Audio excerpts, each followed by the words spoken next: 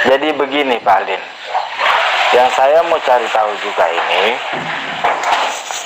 kenapa setelah mualaf baru para pendeta-pendeta dan mantan-mantan Kristen dia baru menyadari dan baru jujur, baru terbuka setelah dia mualaf.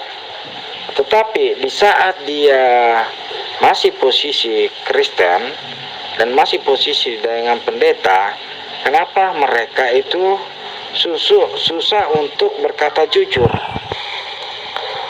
dan susah untuk terbuka, walaupun kami menunjukkan dengan bukti-bukti yang nyata, mereka selalu menyangkalinya, selalu berdalil dengan caranya sendiri, selalu berasumsi dengan caranya sendiri. Memangkah di gereja itu ada aturan-aturan itu atau bagaimana Pak Aldin? Bisa dijelaskan?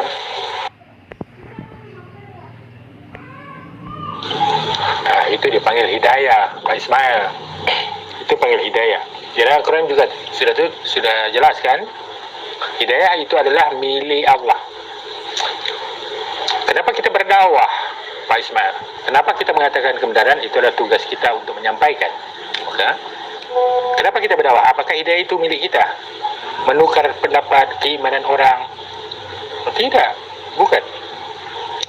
Kita berdakwah menyampaikan kebenaran, kita buat baik, tingkah laku kita benar mengikut Al-Quran, itu juga merupakan satu dakwah.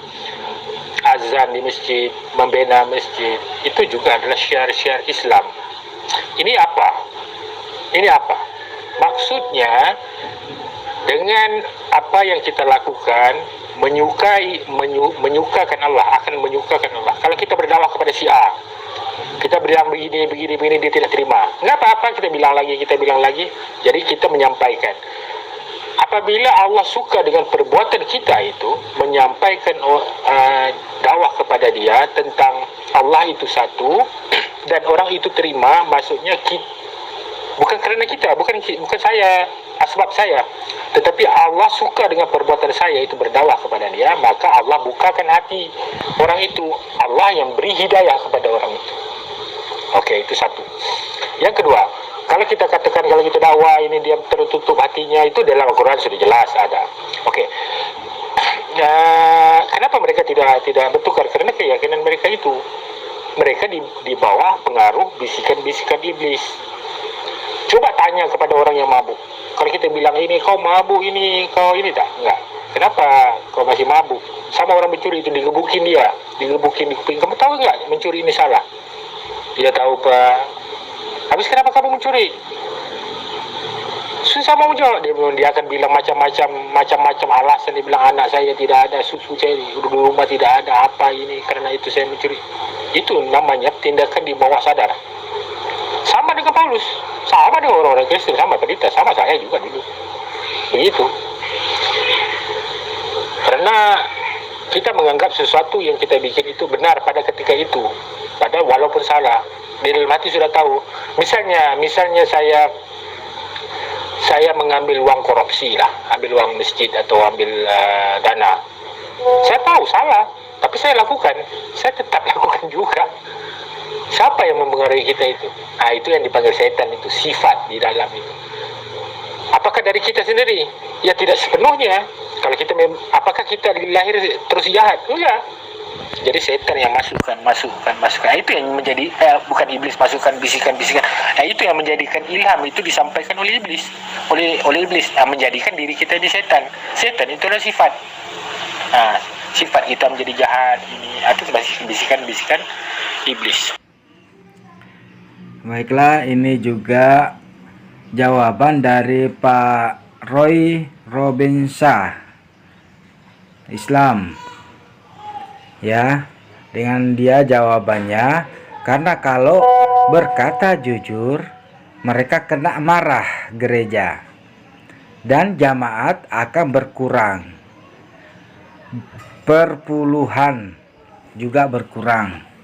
Nah, di mana juga ini ada komentar dari Allah berkuasa, ya, dimana dia menjawab juga pertanyaan tadi. Takut kehilangan rupiahnya. Oh, berarti dalam agamanya, kalau kita simpulkan ini tadi itu berarti ekonomi. Sumbernya yang pastinya ekonomi. Dan di mana juga tadi Pak Aldin, mantan pendeta yang dari Malaysia pun juga menjelaskan hal yang sama. Dan dimanapun juga para mantan mu'alaf dan para mantan pendeta pun juga menjelaskan yang sama, masalah ekonomi. Baiklah saudara, kalau misalkan Anda ada pertanyaan, silahkan ditinggalkan di kolom komentar. Di kolom komentar Faiz MTV. Jangan lupa like, subscribe. Ya, terima kasih banyak. Wassalamualaikum warahmatullahi wabarakatuh. Bagi yang suka tolong like and share.